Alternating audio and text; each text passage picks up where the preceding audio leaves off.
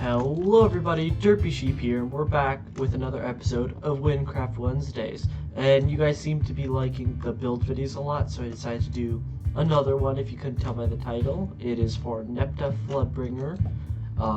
This is a mage build, and it is an EWA build. Yeah, but if you guys do enjoy this video, please do subscribe and like the video to join the Derpy Squad. And anyway, let's get right into it. Let's start off with the skill points.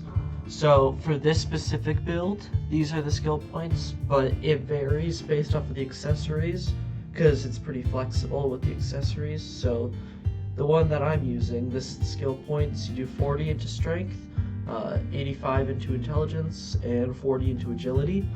Now again, they will vary depending on what kind of accessories you're using, because you can use like Yangs and you'll need less intelligence than the rings that I'm using, or you could use something like Moon Pool actually no, you can't because the helmet's Water Hive.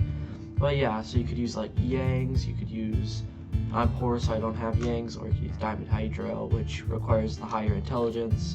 But yeah, so those are the skill points, and for the armor and accessories, you start off with the White Cap Crown as your helmet for the intelligence and neutral spell damage and water damage percentage. And this is from the water section of the hive. Yeah, you just need one of the water tokens and you can get it. The chest plate is going to be Ornate Shadow Garb, and you can get this from the quest A Hunter's Calling. It's the last quest in the game. So if you don't have that done, there's some other ones. Just you could use something like Vacuum, but you will have a lot less health. Or something with raw spell damage is what you're really looking for with any mage build or warrior build, really.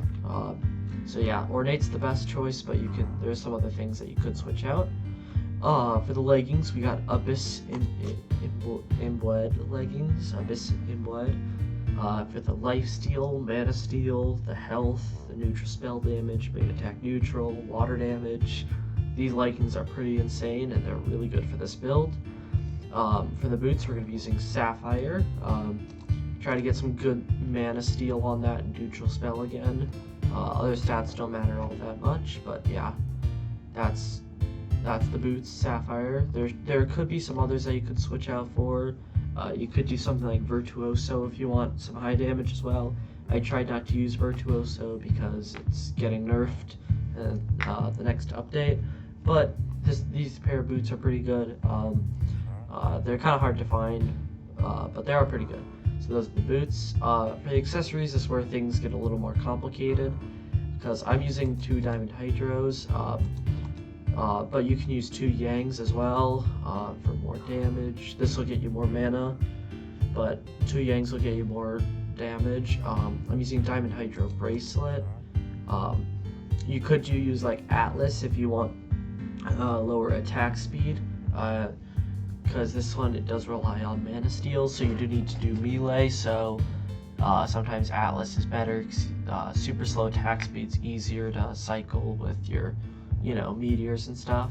But Diamond Hydro if you want better damage as well. Also 3 over 4 Atlases can be quite expensive, so you might not want one of those, but you could use that or Diamond Hydro. The skill points will vary.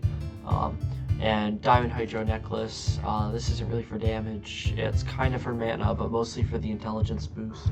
But yeah, that's the rest of the build, and you're going to be using a Nepta Floodbringer.